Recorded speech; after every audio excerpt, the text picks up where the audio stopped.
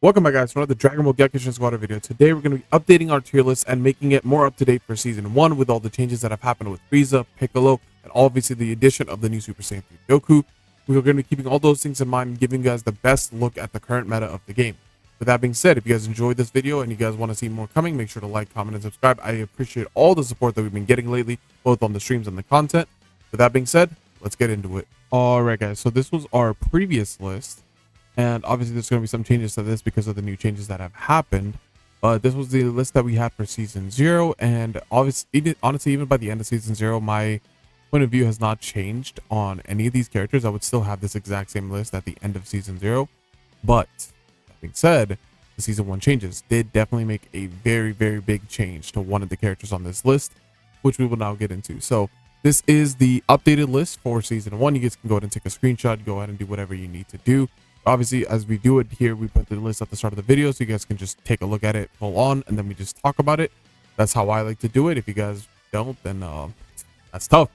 But with that being said, Bojack is still going to stay as the worst character in the game. They did not give him any adjustments. The buffs that he got in the beginning of Season 0 were not enough to really save him. He is still in a very miserable spot, largely due to his ultimate. Everything else in his kit is still very, very good. And you can't make him work because his base kit is still really solid. But his ultimate is borderline useless. It is the worst ultimate in the game. It has the least impact on the match. And it's just really, really bad. They really need to do something to fix his ultimate. Make it either come out faster, converge faster, or just make it cover a bigger area, make it longer, make it wider, whatever. But they need to do something to make it better. Because right now it's terrible. Now, you guys are this is probably the most hot take on this list, I'd say, but it's going to be that Cell is right there at the bottom. Again, keep in mind that I do agree that every character is usable, and that is why I have it organized with Z plus, Z, and Z minus, because I think every character in the game is usable if you are good enough with them. But the reason Cell is down here is because Cell's early game is extremely weak, and in the current state of the game, early game is extremely important. It's the most important thing to get an early lead, and the Cell is the worst character for that. He has so little HP early game and so little impact with his skills. Even with a super startup, he still just struggles to have really any impact on the match. He's not very good at peeling either. The best thing about Cell is just that his ultimate is able to counter other big ultimates. Like, he can counter a Spirit Bomb, he can counter Cooler ult, he can counter so many different things with his ultimate. That's the best thing about him, but everything else is really, really, really bad. He does not have a lot of healing. His healing is very interruptible. His damage is decent, but it's not enough to really put him that high with how much stuff he's lacking. Now, right next to him, we do have Majin Buu, who is also a very, very good unit. Majin Buu in the right hands is a terrifying menace to deal with. He's very good at splitting teams up with his third skill, which gives him a lot of mobility and pushback. He's very good at giving his team a lot of healing, both with his ultimate and his heal beam, especially his ultimate. One Majin Buu ult, if well timed, can not only make a team tank ultimates, it can also just straight up make a team fight a guaranteed win just because he's going to turn everyone to candy. So Majin Buu is still staying there. He's not moving up, but he's still very, very good. So don't underestimate him if you do run into him. Now, another character I was considering moving him down to Z minus as well is Trunks, because Trunks is also a character who's very weak early game, and even late game he doesn't scale as hard as other characters do. So overall, Trunks just does not have that much value anymore, especially with how insane some of the other characters have gotten. But he's still a very good assassin, and especially with Riku being introduced, he is able to go ahead and address him mainly and just be able to dive him the most. That's the best thing he has going for him, is being able to dive and burst Riku. Similar thing can be said for Android 18 as well. She's in the kind of the same spot. The Gammas, honestly, like, they're very solid, but I think Core Breaker, as strong as it is such a small area that it covers that it's so easy to avoid, and as long as you just look out for it one time a game, you won't have to worry about it for the rest of the game.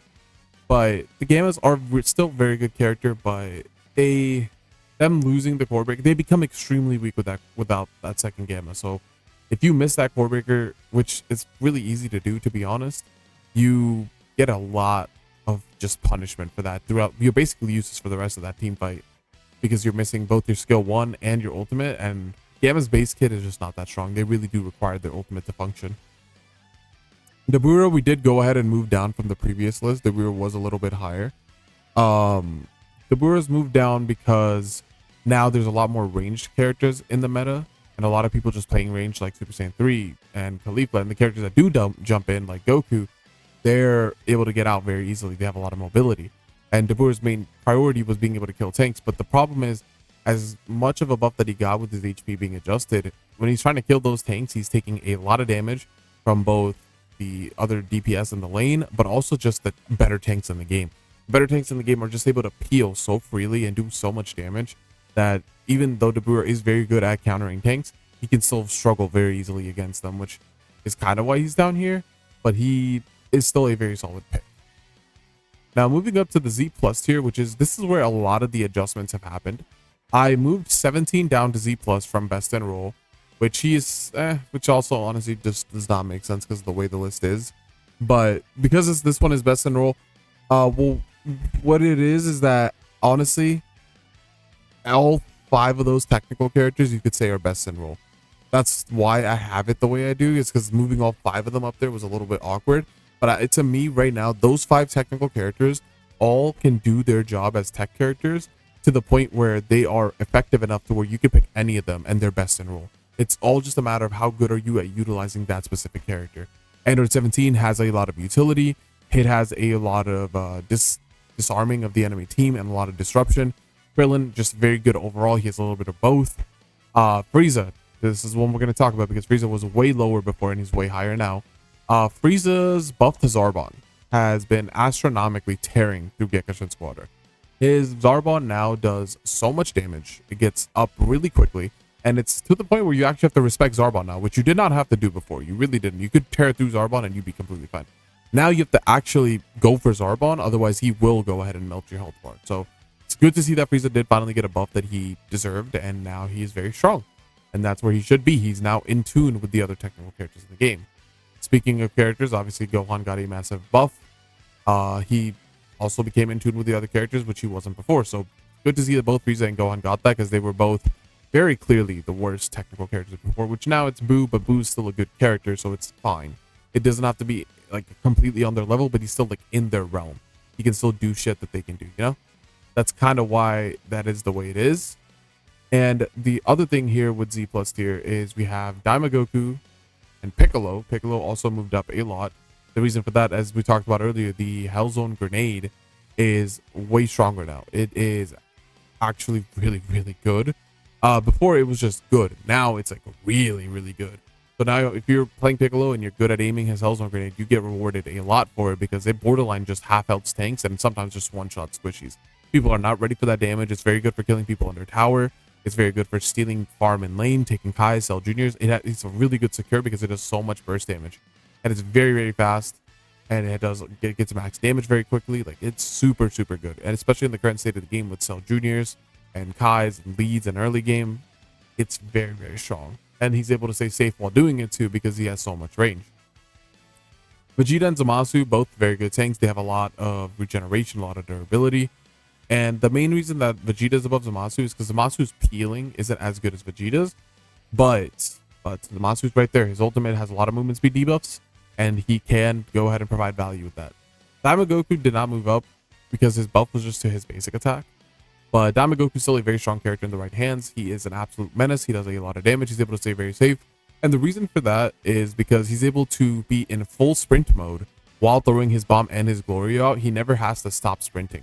So it's very hard to catch him because he's constantly moving very fast. Especially, that's why it makes it very easy to get snowball stacks on him as well, and that just snowballs out of control. Now, moving on to the best in roll tier, you're going to notice one thing here, and that is that there is 4 DPSs in best in roll, which is how I feel. You could honestly move Oob down. Oob is the one that's arguable to be moved down to Z plus here and not stay in best in roll, but everybody else here is just staying up there because they're that good. Kale has an insane secure with her 1-3 combo that allows her to snowball very easily by being able to get Kais easily, get bosses easily, get some juniors easily. She's able to do a lot of that. And because of that, she's able to snowball her lead very well. She's very good at taking towers and punishing people with her ultimate. She just overall has a lot of things going for her right now because of how overtuned her skill 1 is. Oob, the reason he's up here is he's one of the safest DPSs in the game. He's able to outmaneuver and outbattle. And the other thing is he can snipe people out with his ult. So usually with an Oob right now, if you're going around the fight and you're able to pick off a 3-coup, or you're able to stay safe from Cooler. He's one of the only characters in the game who can avoid Cooler's anti-dashing. He's the only character who has anti-obstruction. So that's very, very strong for him, and it helps him out a lot in a meta where Cooler is one of the most common characters you see, because tank only has one rule, and Cooler's pretty much the best tank in most people's eyes.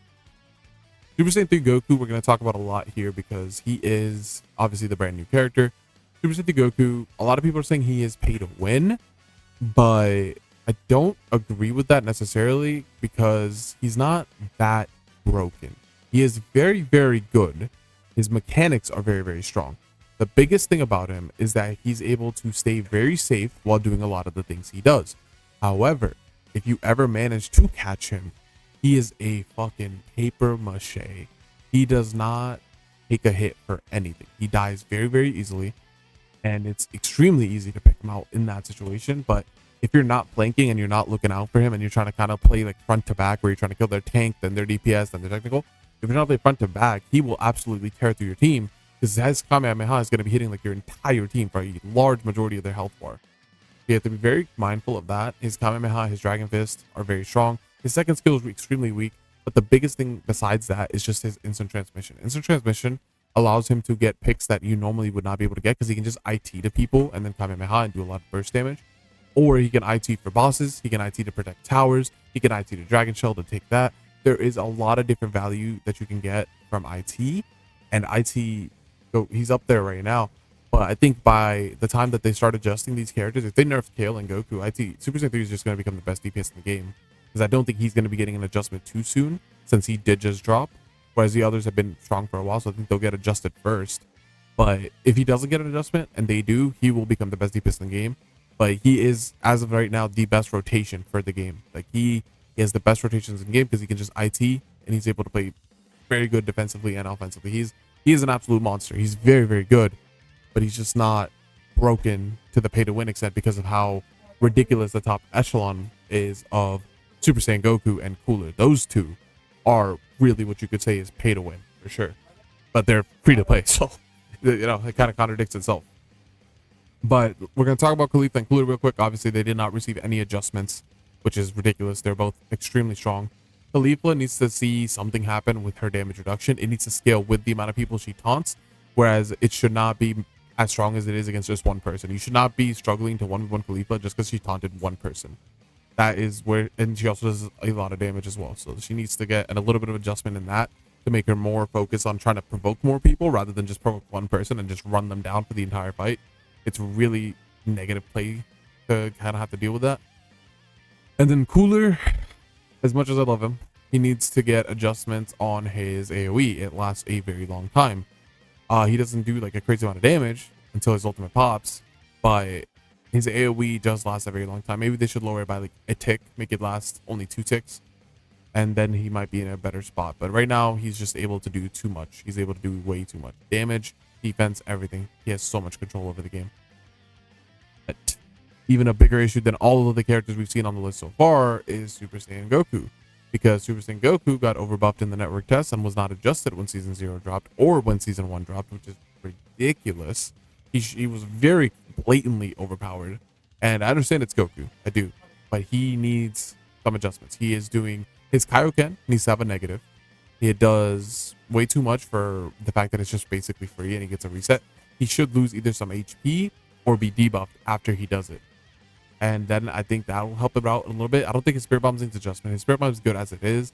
I think the problem is just he's able to spam Kaioken as much as he is, and his stats are a little bit overtuned. I think if you lower the damage on his stats a little bit, mainly his skill 1 and skill 2, make Kaioken have a detriment, Goku will be in a good spot in tune with the other characters. But that is my current thoughts on the Season 1 meta. We'll see how this changes up with Gotenks and any future patch notes. Let me know your guys' thoughts down in the comment section below. With that being said, goodbye and hang out.